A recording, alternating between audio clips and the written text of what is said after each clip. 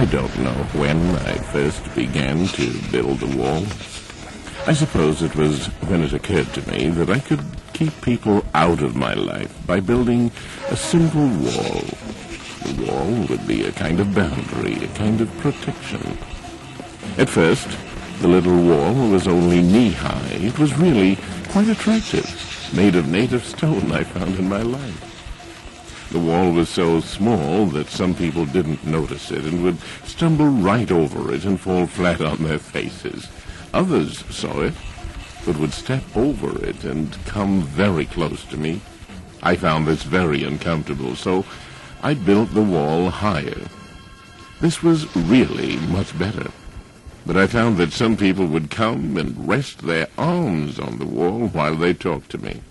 Some stayed too long, and some were not my kind of people. And even when I edged the top of the wall with sharp stones, they didn't seem to notice. One day, one of them vaulted over the wall and stood right inside. This made me angry, and I decided to build the wall higher. As I continued to build, I became more and more self-sufficient, and soon no one could see in or out. But then I realized that no one had stopped by to talk for some time. Some walked by, not seeming to notice me or my wall. Others stood sadly by and watched me build. I thought they were jealous of my wall, and I resented them, all of them. Some of my stones were so dear to me that I polished them carefully several times a day. Then one day, I realized the wall was so high that I no longer saw anyone go by or heard anyone. "Is anyone there?" I yelled. There was no answer. It was dark, and the air was foul. I stayed there for a long time. It was quiet and dark and lonely. Only the whispers of my memories could be heard. One day someone yelled from the other side, "Your wall is ugly, it's twisted and gray and misshapen." Now, I did not accept this willingly. I liked my wall. In fact, some of the stones from which I built it were so dear to me. It was the day the flower fell at my feet that I began to cry. I ran to the wall and climbed to see who had thrown it over. By the time I reached the top, no one was there. I returned to the flower and sat for a long time looking at its perfection. I began to see the folly of my wall and its imperfection. Floods of tears brought me to my knees. Oh, I am so alone. My wall is too high and too thick and ugly. I have nothing left. Won't someone help me, please? Then a strange thing happened. Something inside me stirred like a remembrance of peaceful times past. And in the stillness of my broken world, I knew God was there, a blessed presence, that God would come to me, that my darkness had been penetrated by this blessed light. I stood in the joy of this presence. I knew that God had watched me build my wall, and that God had waited patiently for me to see it was in vain. Finally, it occurred to me that the divine Creator would know why my wall was so ugly. When I asked, God began to teach me my error. God gave the stones names. This stone is jealousy. You must remove it. Sometimes I would protest. This was my favorite stone. It was one I had saved and cherished for years. When I was finally ready, God helped me remove the stone. And so it went through stones named envy, disillusionment, resentment, childishness, stubbornness. Some with God's help, sometimes with the help of strangers.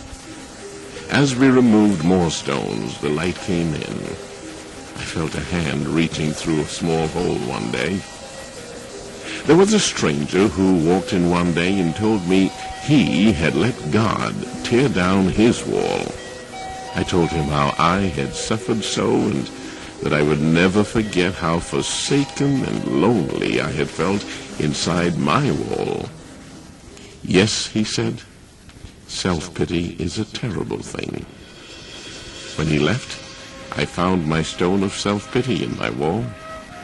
It was wet with tears. I dried it off and laid it with the other stones I had taken from the wall. Overwhelmed by all God had done for me and all God had taught me, I stood on a large remaining stone and began to tell anyone who passed by what God had done for me. I was appalled that no one seemed to hear what I was saying. I noticed others working on walls and ran over to plead with them to stop, but no one would listen. In my frustration, I lay face down on the stone I had stood upon. It was extremely large, highly polished. It was more than life-size.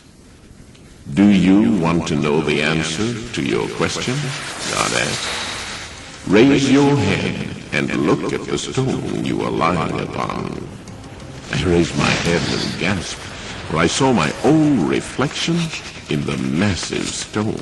I knew the stone was pride.